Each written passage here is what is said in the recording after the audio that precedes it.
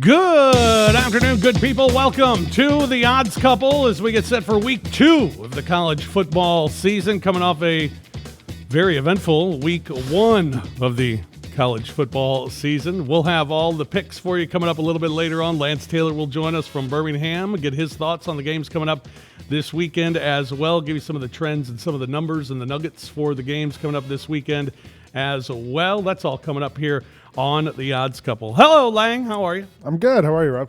Doing well in a lot of fan bases. You know, going into week 1, everybody's happy. Yeah. Everybody's 0-0. You got high hopes for your team. And then after week 1, we already have on Twitter people finding out buyouts for coaches in the SEC. I mean, some of that was going around before the season started, but probably not Tennessee. No. Yeah, that was a tough. I was in Nashville for Georgia Vanderbilt. You know how many of the Vanderbilt fans wanted to talk to me about the Odds Couple? Both of them. Yeah. Both of them? Yeah. There was no Vanderbilt fan. It was all Georgia fans at that game. It was a sea of red, understandably. Sure. But before the game, we were at a bar near the stadium watching the Georgia State-Tennessee game, and between Georgia fans and Vanderbilt fans, nobody was cheering for Tennessee, and that fourth quarter was basically like a laugh track in that bar. It was unbelievable. Every time, because Tennessee had the lead. Like they looked like, okay, they got this thing under control. Literally unbelievable. Watching that fourth quarter, could not believe what was happening. Hold on, not unbelievable. Because some of us picked Georgia State to cover last week. We both did, which is good. Because I knew I did not trust Jim Chaney. I didn't think they'd win. No, I didn't either. But I knew that I did not trust Jim Chaney, Tennessee offensive coordinator. I've long been anti-Chaney, and I wasn't shocked. Man, it was pretty shocking. It was shocking, I think, for Tennessee. I think I even brought up Appalachian State last week. Dismantled. Yes, you did. Yeah, you did. What are 3 things you learned from week 1? Maybe in the SEC it doesn't mean more. That'd be my first takeaway. I mean, between that game, Ole Miss, we haven't talked about them. I know we're going to talk more about that. That was one game, I thought. And then there was other teams, like even Arkansas won and just eked it out against Portland State. Yeah. I think also, like, we can't. It's week 1. My other takeaway would be, like, don't throw this thing away yet. Trevor Lawrence, Clemson won that game going away easy. Trevor Lawrence didn't look great. Right. The other thing I think is it's flattening out. Like, Jalen Hurts, you think, oh, he's just successful because he's at Alabama. He goes to Oklahoma, and, man, he was lights out. He was unbelievable. 20 for 23, I think. Great. Yeah. Heisman Trophy leader now. So, I mean, that was 3 things that jumped out at me. Rob, what about yourself? Well, 1, Missouri's not getting 10 wins. Yeah. Thought they'd get 10 wins this season. That was not the way to start things. That 8-0 start out the window right off the bat. Roser's laughing at me. I thought there was a laugh track playing. It was. Because we talked a lot about it during SEC media days, man. SEC media days, I was like, Missouri ain't winning 10 games. Yeah, I thought they were too. That whole 8-0 start out the window after losing their opener. The good thing is, right, they could still finish number 2 in the SEC East. Right. Like that's not a conference game. Yeah. But, still. Arkansas and Ole Miss could be miserable this week. Yeah. I mean, I don't know what to take from either team last week. And the other thing, South Carolina's not going bowling either. Despite Will Muschamp talking about this being his best team at South Carolina, to lose that game to North Carolina, especially with having the lead that they did, that's a tough loss for them, and it's going to be tough to go bowling. And we knew they had the toughest schedule in the country. Exactly. And then to lose that one, that's when they should have won. Yeah, it was a big win for the Memphis Tigers, however, as they beat Ole Miss 15-10, holding Ole Miss to 1 of 10 on third down, 80 rushing yards, 173 total yards of offense. Mike Norvell talking about the win over Ole Miss. And we knew that there would be some first game mistakes, some things that would show up, some guys that had new opportunities. But whatever it took, we just wanted to be 1 point better. And for our football team, hats off to our defensive staff. Coach Fuller, defensive staff was incredible, absolutely incredible. Kept them off balance all game long. We knew coming into it that whoever could establish the running game would put themselves in a position to be successful. And you look at it, we rushed for almost 200 yards. They rushed for 80. That was a big part of this game. Maybe the Memphis defense is a little better. Yeah. I mean, they couldn't have been worse, but I don't know if they're as good as what it showed against Ole Miss, but they're better. Yeah, well, it's also Ole Miss's offense wasn't great. Brutal. Matt Corral, I think we should call him. Yeah, 93 yards passing, 9 completions for the game. Had to run for his life a lot, but looked like a freshman a lot. You know who else I thought was important for Memphis and probably didn't get talked enough in the lead-up or since then is Adam Williams, the punter. Yeah. Because he kept flipping that field and, down the stretch. They were able to rely on their defense way more than we've ever seen them do that, especially in the fourth quarter, instead of having to go for it on fourth and whatever every single time. They pinned them in and set up that safety. Of course, that safety was going to happen. It was a 3-point game. Right. I was like a 5.5-point spread. There's no way that this doesn't go down to a 5-point game and we all lose, even though we picked Memphis to win the game. Yeah, Memphis playing Southern this week. No Patrick Taylor for the Memphis Tigers this week, although Gainwell was very good last week. So get him some action. Yeah, and last I saw the spread was 30. It's big. Yeah, it's real big. Yeah. Not as big for Ole Miss, 6.5, however, over Arkansas this week. But the big story out of the SEC was Tennessee's loss. Yeah. To Georgia State, 38-30. It wasn't even that close, with Tennessee tacking on a touchdown at the end of the ball game. Jeremy Pruitt, head coach of the Volunteers, talking about the loss to Georgia State. I've seen this before. When you get in games, when you got some young guys or some inexperienced guys, you have anxiety, and hey, you forget the details, right, of what you've learned. So, hey, that's who we got. We got some young guys, and they have talent. Okay, we got to coach them up and get them to play at a high level. But again, you got to give Georgia State credit, right? So, there's lots of times when we lined up in the game, how we lined up based off the schematic scheme that they did, we didn't have a chance. Okay, the first thing we got to do is get lined up. It would be hard for me to point out anything that we really did well.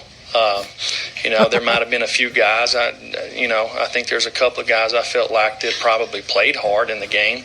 But there's more to being a good defensive player than just playing hard. That was encouraging, huh? Oh man, there's so much I loved about this game. As someone who found myself savoring the Jeremy Pruitt show last season after every loss and having him sit there and try to explain it for an hour. I still haven't watched this week's episode. I taped it. They moved it to Sunday morning. They also moved it off of the CW onto a network now. But I have it on tape I have it on my DVR, and I'm gonna watch it late one night with some candles and a fine wine. I think turn the lights down. It'll be entertaining. Oh my gosh, I cannot wait. That and Chappelle are like my two favorite things I got to watch this week. I'm pretty excited for both. I mean, if you want to look for something good, I thought Garantano wasn't horrible. Yeah. He had 311 yards passing, 2 TDs, 1 interception. Running, they couldn't really get the game going on that end. Eric Gray, a freshman, played pretty well, running back and receiving out of the backfield. But, oh, man, they could not stop the Georgia State run-pass option. I mean, as he said, they were just out-schemed. Yeah. And now they take on a team that's better, BYU, who had a tough loss to Utah last week. But Tennessee comes in as a 3.5-point favorite against the Cougs this week. I'm scared of BYU. I mean, I had them as my lock week one against Utah, and it was 9-6 at halftime. In the second half, things kind of blew up. Yeah. Their quarterback is a young guy who is also like kind of a running quarterback and can make plays on his feet, which scares me a little bit if I'm Tennessee. And made some young mistakes last week, which you think he'll be better. He also had a couple like tip passes and things like that. Things didn't go with fumbles. So if I'm Tennessee, man, this could be like Georgia State 2.0. Well, this week you got the big one with Texas A&M trying to start their season as a spoiler because they're playing everybody who's in the hunt for the college football playoff. And this week they're at Clemson. Clemson, an 18.5-point favorite. Total of this one is 64. A&M 20-13, their last 33 on the road. They've covered 4 of their last 5 games. 8-2 against the spread against non-conference opponents in their last 10, although didn't cover last week by a half point. They are 2-12 straight up on the road against top 3 opponents, 2-14 against the number 1 team in the country, although have won 2 of their last 6. And they have won 3 straight against top 25 opponents and 6 of 7 against top 25 opponents in the non-conference play. Jimbo Fisher, he was asked about his team being able to play spoiler this year. A&M as a spoiler, would you consider that encouraging or condescending? Condescending. We don't want to spoil anything. We want to take care of our own, and they are great teams. But we expect to play with them and compete with them and win those games. That's why we're here. And we don't expect. We're not looking to spoil anything. We're looking to win something and to go handle our business and do the things we have to do. They are great programs, but Texas A&M can be the same way. And we have to go play and improve ourselves and do the things we have to do. But I think we're definitely on that track. Gave Clemson all they could handle last year. Gave Alabama all they could handle last year. This time they got to go on the road, though. Last year against Clemson, Kellen Mond had 430 yards passing, 3 TDs. Huge game. And like we said, game 1 against Georgia Tech, Trevor Lawrence. Clemson covered the spread, won by 38, but Trevor Lawrence had 2 picks, missed 10 passes, I think. So you got to hope he plays a little bit better, and you got to see if you can contain Kellen Mond a little bit. Yeah, the other big non-conference tilt this week, LSU, 4.5-point favorite in Austin against Texas. LSU 62-2 against non-conference opponents in the regular season. 1-6 on the road, however, against top 10 opponents since 2012, although they did win their last one. They've won 9 of their last 10 playing in the state of Texas, lost their last one against A&M in 7 overtimes last year. So that's their only loss in the state of Texas. Last time these two teams met in Austin, 1954, LSU lost that one 20-6 to the Longhorns. Ed Orgeron, head coach of the LSU Tigers, talked about how he's improved and his team has improved here in year 3. Well, I'm a lot more comfortable being the head coach at LSU. I do believe that we have our players in. I do believe last year was a pivotal year, as we all know, for us. We proved that we can win. Having a 10-win season is good. It's not great. It puts us in position to take the next step at LSU, what LSU deserves, and I understand that. I do believe I have a lot better staff today than I ever had. I have guys that are experts at their position, the guys that understand the expectations of myself and LSU. We still have to get better at the line of scrimmages. I'm not saying get better players. We need to perform better. We need to coach them better. These guys need to play well in order for us to win the championship, and I think that's where we need to make the biggest improvement on our team. Wanted to spread out, wanted to play faster offensively. Well, led 42-3 at the half. No TD drive longer than 3 minutes 50 seconds. Threw for 278 yards. Yeah, Joe Burrow had more touchdowns than incompletions against Yeah. Georgia Southern. He was lights out. I feel like against this week coming up, if they're able to load up in the box, stop Ellinger from running, and then just leave the corners out there, and they have good enough corners that they can just leave them playing man-to-man, they can stop him. Texas last week, Ellinger only had 1 designated run play. So trying to keep things hidden away a little bit, you would think. Yeah. Also, just worth noting, I noticed today, LSU defensive coordinator Dave Aranda, Tom Herman's college roommate. A little Way like nugget that. for the game. Very nice. LSU 4.5-point favorite. That total at 55.5. Someone who loves Ellinger, by the way, Yeah. we know very well. Oh, yeah. The great Vinny Verno, who joins us here on the Odds Couple each and every week as he makes his entrance to the studio. 1-0. 1-0. What is this friggin' chair? A throne or nothing? I own week 2. Vinny Verno, who owns week 2, You're joins welcome. us.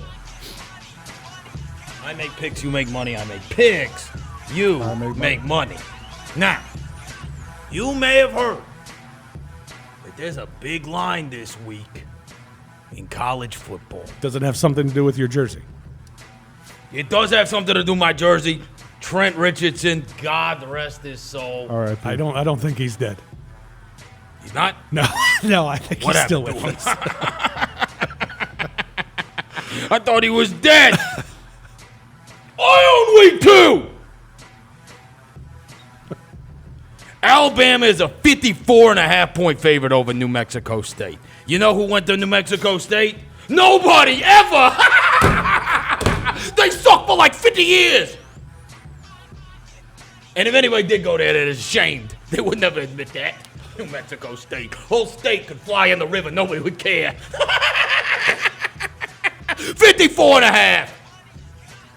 Alabama's a 54.5-point favorite over New Mexico State. Last week, New Mexico State got beat 58-7 against a team that was not Alabama. They lost by 51 points. So this week, Vegas flipped the bird to everybody, and they said, all right, we're going to make the line 54.5. Do you have hair on your nods, or do you have bald nods? Lang? Is that rhetorical? I don't have bald nods! I said when this line came out, anything under 70, I'm putting a fortune on it. And we get it at 54.5. And you say, Vinny Verno, aren't you scared of such a big line? No. Do you know why the birds fly upside down over New Mexico State Stadium? Why? Because there ain't anything worth crapping on. Bald nods! Last year, Alabama played Ole Miss They beat them 62-7. You don't think they can do that against New Mexico State? So we're laying the 54.5. And I'm telling you this. I'm going to give you the final score. The final score of this game is Alabama 62, New Mexico State nothing. And the only reason they have 62 is because they're going to score 9 touchdowns. And by the last extra point, the guy's his leg's going to be so freaking tired he can't even make the kick.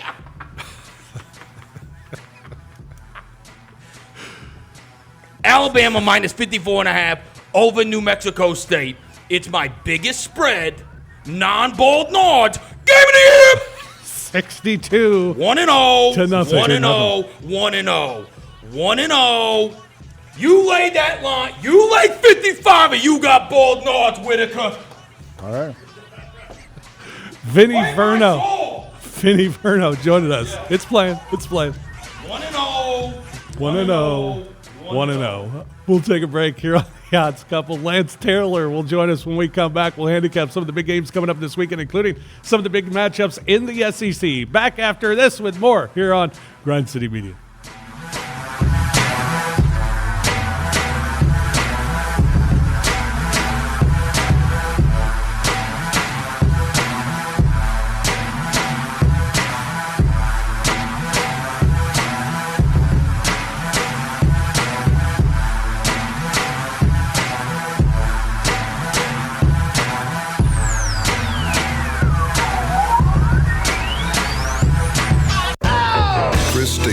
All-American Roadshow. Saturday, October 5th, FedEx Forum, with special guests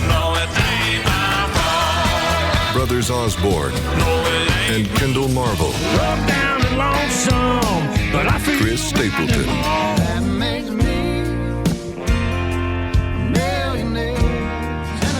Tickets on sale now at livenation.com.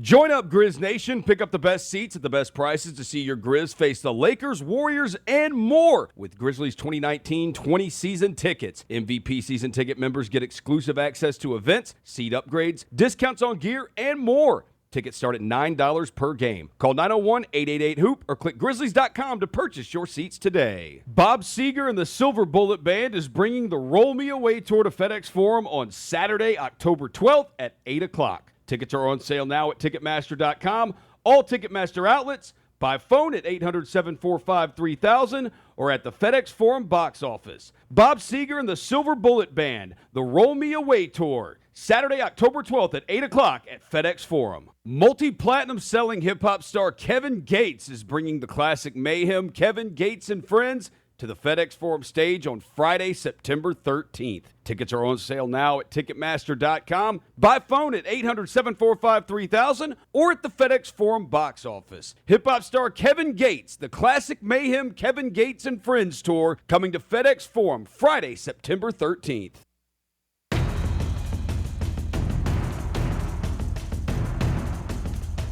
Welcome back to GrindCityMedia.com, live from FedEx Forum and the American Home Shield Studio.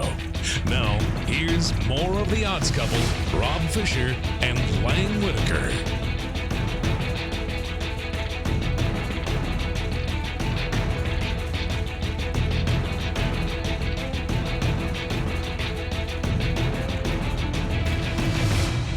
All new 10-22 and flex packs for the Grizzlies 2019-20 season are on sale now. Save big on single game prices and guarantee you seats to the best games and promotions for the upcoming year, including the Lakers, Warriors, and more. Choose from half season, weekend, and big game plans. Plus, enjoy extended payment options, all starting at $12 per game. Call 901-888-HOOP or shop at Grizzlies.com. Welcome back to the Odds Couple, everyone. We'll have our picks coming up here in a little bit. Lance Taylor going to join us here in a second. A lot of angry fan bases after week one.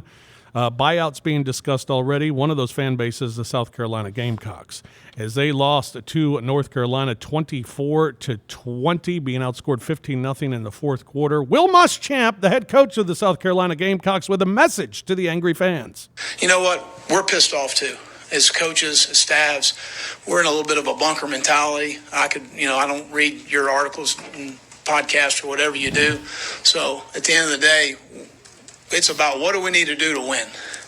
And let's try and rally to win games. And that's what we're going to do as a staff. And that's what we're going to do as a team. And what we're going to do as an organization. So help us win games. That would be my message. Let's go help us win some football games. And that's what we plan on doing. All right. Well, we know he doesn't listen. I mean, I don't read those podcasts either. But I would have to say, I mean, their schedule is, for being a tough schedule, they could come out of week 5 3-2. They play Charleston Southern this week, then Alabama, which is they're going to lose.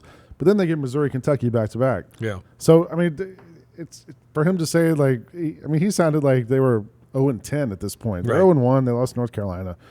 Come on, get over it. Time to move on. Stop reading those podcasts. Joining us now from the Round Table in Birmingham and WJOX. He's on Twitter at the Lance Taylor, and you can also check out his picks, lanceslock.com. Lance Taylor joins us here on the Odds Couple. Good afternoon, Lance.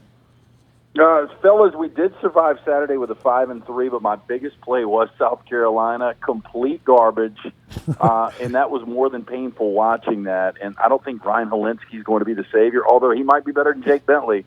I don't think I've ever seen one quarterback actually top out potential-wise his freshman year and never get better. That was a disgusting thing to watch. And when you really start to look at the schedule, I told you guys last week, this is a game they can't lose. You can't lose to a true freshman quarterback making his first start, to a head coach that hasn't coached since 2013, and you've got a quarterback that has been a starting quarterback in your program for 4 years. When you look at that schedule, to me, South Carolina's a 5-17. Yeah. They really are. Yeah, I think that really hurt their bowl hopes, this game against North Carolina. Other than that, what'd you learn from week 1? I think there are 3 things that we learned from week 1. Georgia can sleep like a baby. You look at the East, and we knew it was Georgia's to win to begin with, but South Carolina looks like they're going to be bad. Tennessee's beyond awful, one of the most embarrassing losses in SEC history. Missouri, as a 17.5-point favorite, goes to Laramie and blows a 14-point lead, losing that game. Kentucky looked like they were against the ropes for a while against Toledo. Vanderbilt's. Florida was shaky in week 0. Georgia's going to win this thing going away. I mean, by mid-October, that cocktail party might mean nothing. But Georgia can sleep like a baby. That's the first thing I took out of week 1 from the SEC. Lance, when you look at the games this week, a couple of non-conference tilts that really stand out. The first one being Texas A&M at Clemson. I know Texas A&M played them very tough last year at College Station. They played Alabama very tough last year as well. They can play spoiler this year with the schedule that they have in front of them. But Clemson didn't play their best, and Clemson's a different team than they played against A&M last year. Yeah, I think Trevor Lawrence wasn't good against Georgia Tech, and we backed Clemson, and we were lucky. I give Dabo a pat on the back for kicking a 51-yard field goal up comfortably in the second half to get that cover for us. We'll take it. This number's big. We thought it could be as ballooned out as 21. In the offseason, it settles in at 17.5 right now.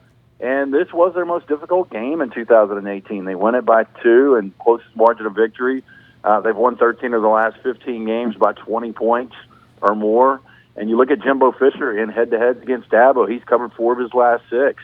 And they're 12-3 against the number in their last 15. A&M is overall. Kellen Mond against Clemson went for a career-high 430 yards and 3 touchdowns last year. I just think he's going to miss weapons like Sternberger at tight end and Trayvon Williams. Again, Texas A&M might be improved overall, but I think they're going to have their hands full with Clemson in Death Valley. I think Clemson not playing sharp football. I think they'll put it together this week. I think they go out. I think they roll. It's a huge number. Texas A&M is what a lot of people believe is a top 10 team, but they're not on the level of Clemson yet. On the road, I think it's going to be really, really difficult. I think Clemson gets a little revenge for that scare last year, and I like the Tigers minus the 17.5. LSU favored going into Austin, Texas to take on the Longhorns this weekend. I think LSU has more talent across the board. Maybe Texas still a year away. We know Tom Herman against the number when he's an underdog. He's very good as an underdog. But this LSU team, they promised us, Lance, and we talked about it at SEC Media Days. They were going to open it up. They were going to spread it out, and at least in week 1 they did. Well, they did. Joe Brady installing that new passing game for Joe Burrow, who some people say is a dark horse Heisman candidate. I can't buy that. I go back and Joe Burrow, watched him against his 4 best defenses last year, and he didn't throw a touchdown in any of those 4 games. He was 23 of 27, had the 5 touchdowns. It was Georgia Southern. when you really break them down, they did win 10 games last year, but 55 points in an opener, that's the most we've seen for LSU since Nick Saban's first season back in 2000. But you mentioned Tom Herman, 8-2 against the number as a dog at Texas. LSU 3-12 all-time on the road in top 10 matchups. LSU's got more talent top to bottom. I totally believe that. I think this is going to be an electric atmosphere, the biggest game on campus for Texas since 2006 against Ohio State. I think Sam Ehlinger plays out of his mind here. I don't think Texas wins the game, but it's gone up to 6.5. I've got to grab me some Longhorns plus the points just because Tom Herman's always so good in these spots. Can't believe I'm going from that game to this game. But the electricity of Arkansas Ole Miss this week. You know, this might be the biggest garbage game on the schedule for the entirety of the SEC schedule in 2019. And, you know, I did talk about this game on the air earlier today, and it was one of my main storylines going into week 2 because the loser of this game could go defeated. And you really look at this, Ole Miss will be favored in one more conference game against Vanderbilt.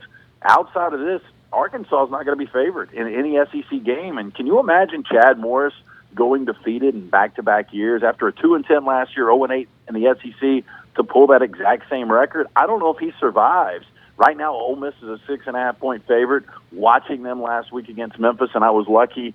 Memphis got that late safety to cover a number that dropped to 3.5 on Saturday. That was a disgusting offense. I don't know how much better it gets, but for whatever reason, I'm going to back the favorite here. I'll take Ole Miss minus the 6.5 in a game I hope I don't have to watch. Tennessee was a big story last week as well, and when you look at the trends for this week, everything leans towards BYU in this game. When you look at Tennessee play last week, you'd have to lean towards BYU. They got players quitting this week. You have to lean towards BYU. Why am I thinking Tennessee comes out and wins and covers this game? No, I don't know. I don't know why you think that. You know, the SEC, and you guys might have seen this, had won 82 straight games as a 25-plus point favorite. And Tennessee, it wasn't even close. I mean, that was one of those just back-and-forth games, and then they turned it over twice in the fourth quarter, and Georgia State kind of wins. I don't want to say comfortably because it was a one-possession game. And when you look at Garantano, I thought coming into the season, you know, he might be one of the more under-the-radar quarterbacks in the SEC, and his numbers weren't bad, going over 300 yards and only turning it over one time. But Georgia State went 213 on the ground. And BYU got roughed up a little bit in the Holy War last week. But this is a team, if you watch them over the last couple of years, they fight for Kalani Sitake. And I think even coming from west to east, I think this is a game BYU will scratch and claw. And if you're giving me points with the Tennessee that I saw right now, I think BYU's got the talent to not only go in there and cover the 3.5, I think they win the game outright, and this could really become an avalanche where it really starts to roll downhill for Jeremy Pruitt in year 2. But I do like BYU catching the 3.5 here. Pretty amazing. We're already discussing buyouts for Jeremy Pruitt after week 1. It's pretty incredible. Yeah, and you guys asked me, you know, things that I take away from week 1. You know, not only can Georgia sleep like a baby, but you know, we didn't have any turnover in SEC coaching for the first time since 2009. You know, SEC Media Days, it was clean. Everybody was back.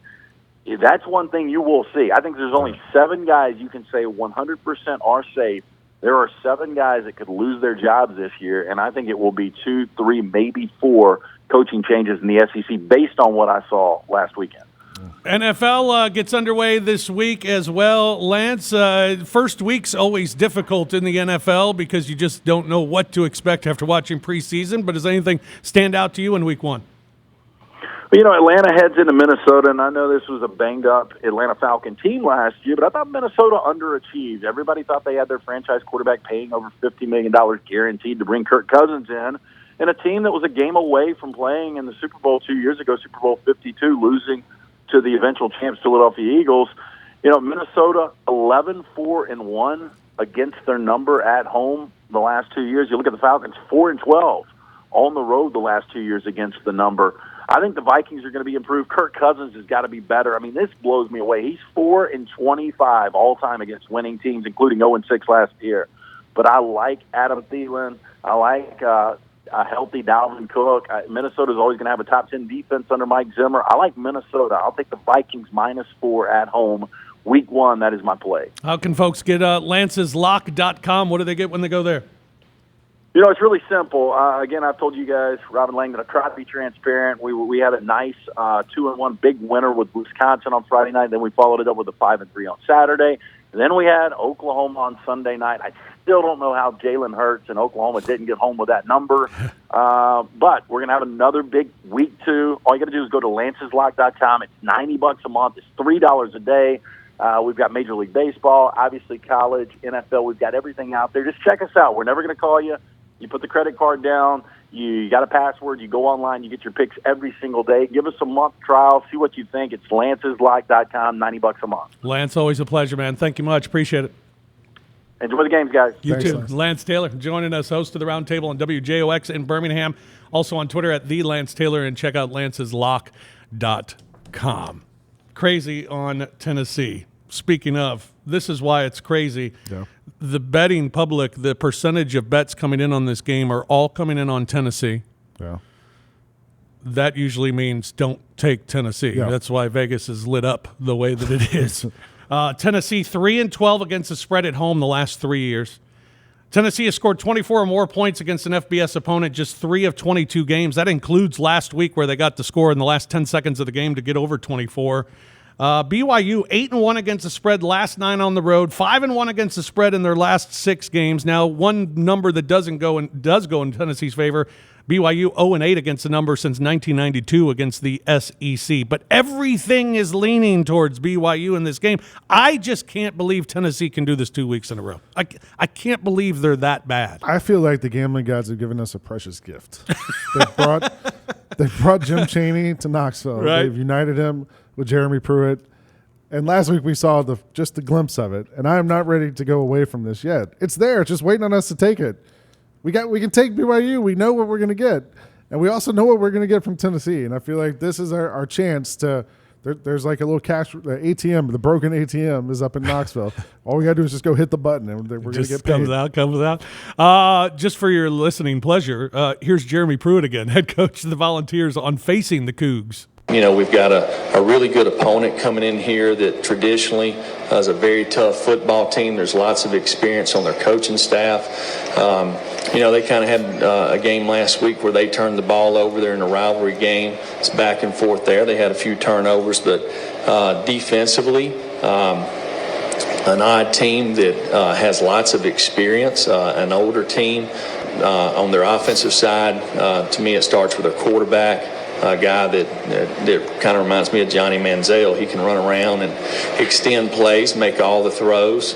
Got good skilled players, so we'll have a tremendous challenge. Johnny Manziel. Did he call them an odd team? Very odd team, yeah. Very difficult team. And as BYU's reputation is, it'll be the most physical game Tennessee. Well, maybe not. Tennessee does play Alabama. It'll be one of the most physical games that Tennessee will play this year because BYU's dirty.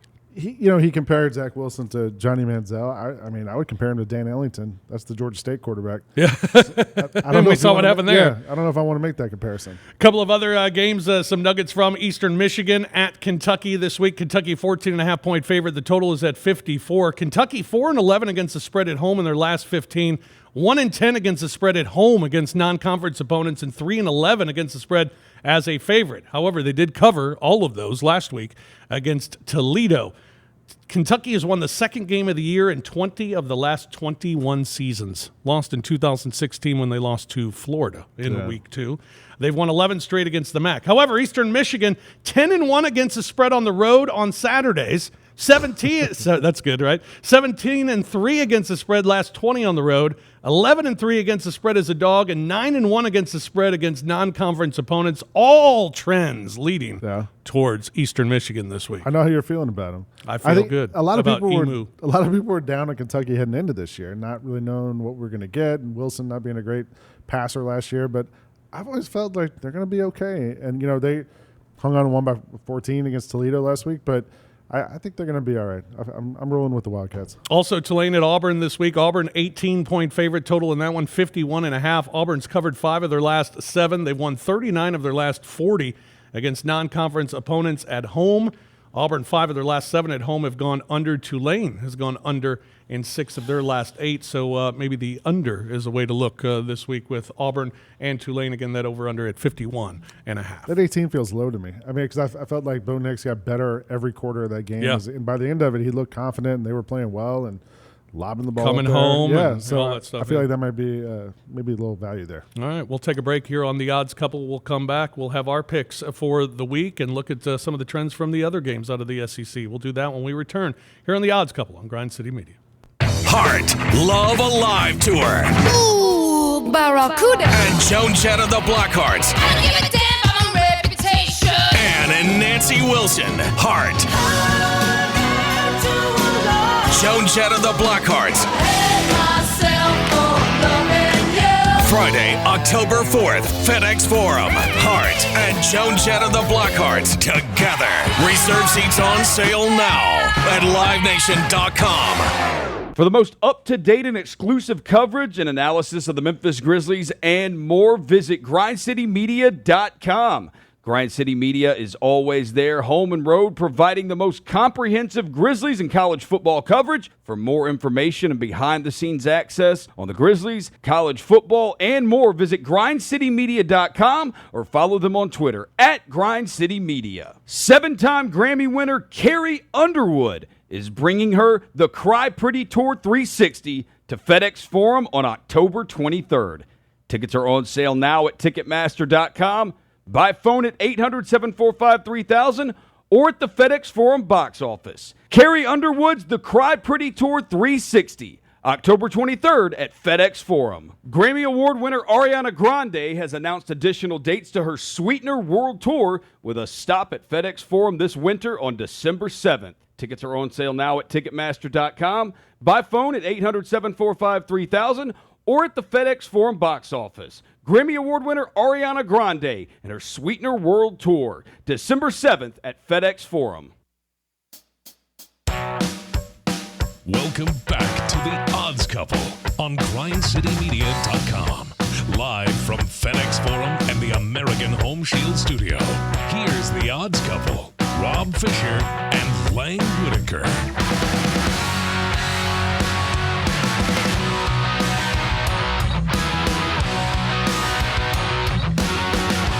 You can download the all-new Access All-in-One Grizzlies mobile app. Get 3 new experiences with one app, including a fresh Grizzlies look and feel, along with new access to FedEx Forum events and Grind City Media news and notes on all things Grizzlies, football, and more. From podcasts to purchasing tickets, playing Pop-A-Shot, and more, the new Grizzlies app has it all. Upgrade your experience. Download the new Grizzlies app today. Available now at the App Store and Google Play. I updated mine this week as well. Very cool. Very cool. You can get right to the Grind City Media portion of the app as well, and you can check out this show each and every week.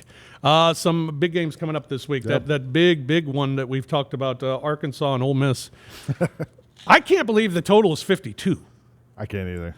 After seeing both of those offenses last week, how is it? I mean, I guess 52? you saw both of the defenses too. But yeah. I mean, that's high. I definitely would go under on that. Yeah, Arkansas, 4 of their last 5 on the road have gone under. Ole Miss has gone under in 5 of their last 6. Arkansas has lost 11 straight SEC games, 5 straight on the road. Ole Miss has lost 6 straight games, 0-8 against the spread in their last 8 against the SEC, 3-12 their last 15 SEC openers. And head-to-head, Arkansas has won 4 of the last 5 meetings, yet they have covered all 5. They've been a dog in all 5 games. They've covered all 5. They've won 4 of them. They're a dog again coming into this one. They've won 3 of their last 4 in Oxford. Yeah. Interesting, to say the least. This one is, just watching week 1 is it's tough to figure out what either of these teams are. This game is why they have that SEC alternate channel. Right.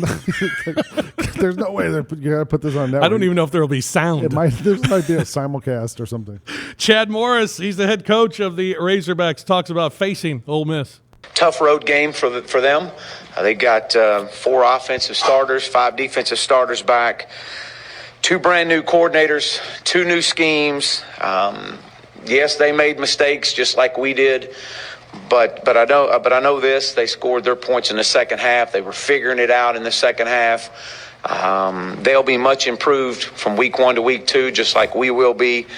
But we've got a big challenge ahead for us, and we just got to focus on ourselves and getting better. Week 1 to week 2. It's where you make the biggest difference. Matt Luke said teams make their biggest improvements between week 1 and week 2. I think 6 coaches said it this week. Yeah. I kept waiting for Pruitt to say it. I mean, the other thing is for him to say they scored their points in the second half. They scored 1 touchdown. Right. It's not like things opened up and they put 48 up. And it was magical. They got 1 touchdown right. in the second half. Some other trends from the games around the SEC. West Virginia at Missouri. Mizzou is a 14-point favorite. Total in that one, 62.5. Missouri's won 3 straight home openers, 8-3 against the spread. Their last 11 at home. West Virginia has gone over in 5 of the last 7.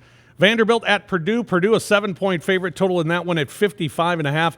Vandy's covered 5 of their last 7 games, under in 10 of their last 14 games, and under in 4 of their last 5 on the road. 5-20 of their last 25 road openers, and have lost 20 of their last 26 on the road. But Vandy has covered 5 of their last 6 games on the road. Yeah, I watched them play last week. We'll watch them again this week. Southern Miss at Mississippi State. State favored by 17. Total is 53. They've won 24 of 25 non-conference home games. Under in 8 of their last 11. They are a perfect 12-0 against Conference USA teams. 4-1 against the spread last 5 at home. 11-3 against the spread at home. Although Southern Miss has covered 4 of their last 5. In the line of the week, Alabama 54.5 against New Mexico State. The total is 64 in this ball game. How about these numbers that do not bode well for New Mexico State and bode well for Vinny Verno? New Mexico State 1-9 against the spread against non-conference opponents. 1-10 against the spread as an underdog. 2-11 against the spread their last 13.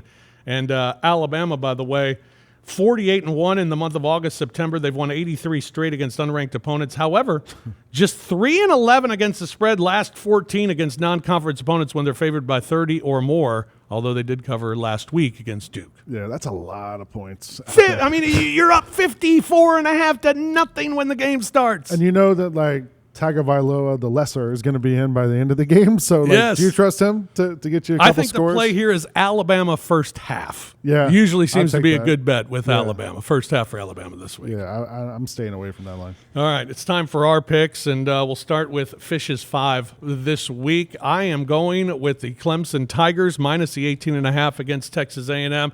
I like Texas A&M and I like Jimbo Fisher. I just think Clemson's got a lot to show from last week. I think they'll be up for this game. They're a better team than the team that played Clemson or played A&M a year ago.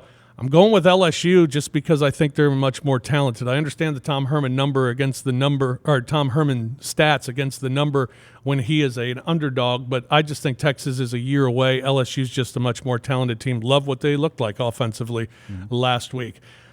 For some reason, I'm taking Ole Miss. Everything points to Arkansas, but like Lance Taylor was saying earlier, some reason I'm just leaning towards the home team in here.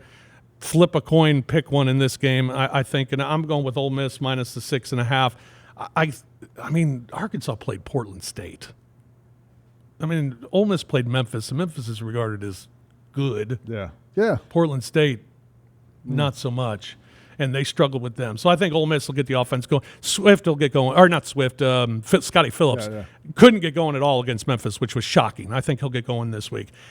No reason I'm taking UT, but I am.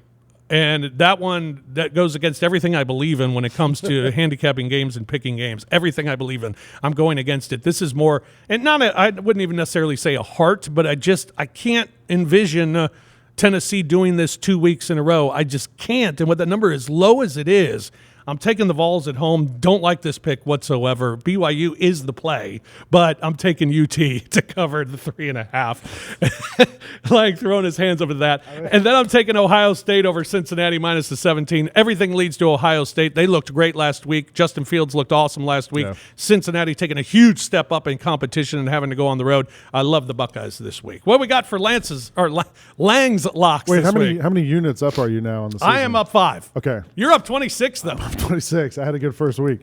I'm like you. I'm going with Clemson, given 18.5. I think like you go Dabo until you don't have to go with Dabo, right? So sure. I got Clemson.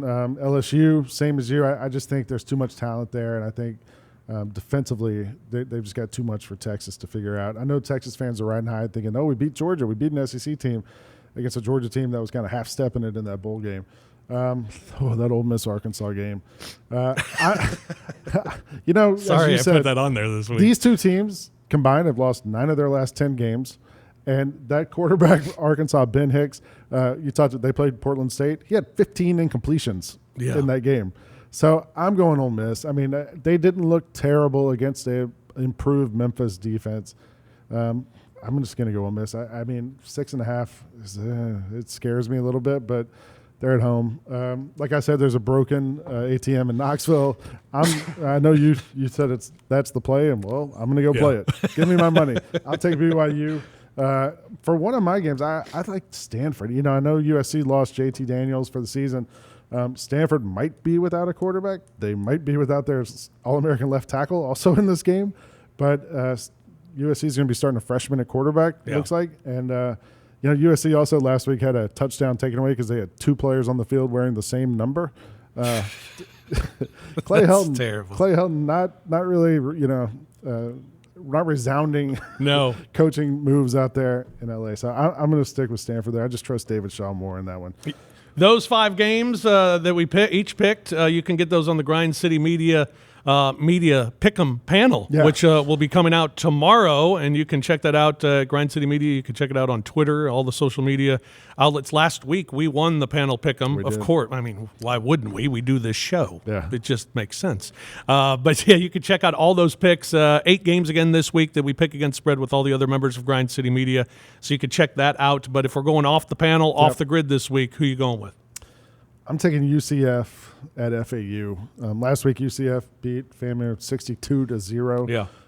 FAU lost 48-21 against Ohio State. But more importantly than that, it was 24-0 after 8 minutes of that game. 28-0 after 8 minutes of that game. They just looked lost out there. The line opened at 7 on this game. It was up to 10.5 by this morning. But I still feel like UCF, they've just got way too much. They had 3 guys throw touchdown passes last week. They're on a bit of a roll. Yeah. I would say. They're a good team. I'll go with them. What about you? Mine this week, I'm going with Eastern Michigan. All those numbers that I told you, it all lean towards Eastern Michigan covering. Kentucky has struggled against non-conference teams at home early in the season. Have won them, but haven't really blown them away. They kind of had trouble with Toledo last week before covering late in that one. So I'm going to go with Eastern Michigan. It's a big number, getting to 14.5 at Kentucky. Love that hook there as well. Week 1 of the NFL season as well this week, getting underway with Green Bay and Chicago, and then a full weekend of football. Where are you going with an NFL pick this week? I'm going against Lance on this one. I got the Falcons. I mean, like he mentioned, health. Like last year, the entire secondary of the Falcons got hurt. Devontae Freeman was banged up. Julio Jones is banged up. There were guys hurt throughout that season. This year, at least the start of the season, game 1, they're all going to be healthy. The other thing I think is pretty important is, and you know how I feel about offensive coordinators. I've been anti-Jim Chaney for a long time.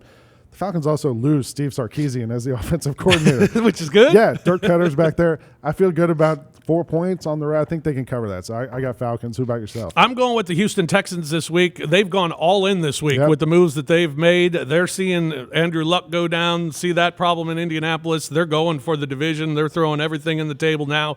They go to New Orleans, take on the Saints. They're getting 7 points on the road, playing in the Dome. I like Houston to cover the 7 on Monday night against New Orleans. As a Falcons fan, I always say pick against the Aints when you can. So. Well, there you go. I did that for you then. Appreciate it. All right, there you go. There you have it for the odds couple this week as you got our picks. And again, don't forget to check out tomorrow the Grind City Media Pick'em panel for the weekend's games as well. Plus, we'll be tweeting out some college football nuggets throughout the weekend, getting you set for all the action. You can check that out on my Twitter at The Fish Nation. So check that out as well, and get all your Grind City Media information at Grind City Media. That will do it for us here this week. Thanks to Lance Taylor for joining us. Thanks to Vinny Verno for stopping by, as he does each and every week as well. Kimball, thank you. Thank you, Roser. Appreciate it. That's going to do it for us for the Odds Couple. We'll talk to you again next week. You've been listening to the Odds Couple from the American Home Shield Studio on GrindCityMedia.com. Tune in next week for more football handicapping with Rob Fischer and Lang Whitaker.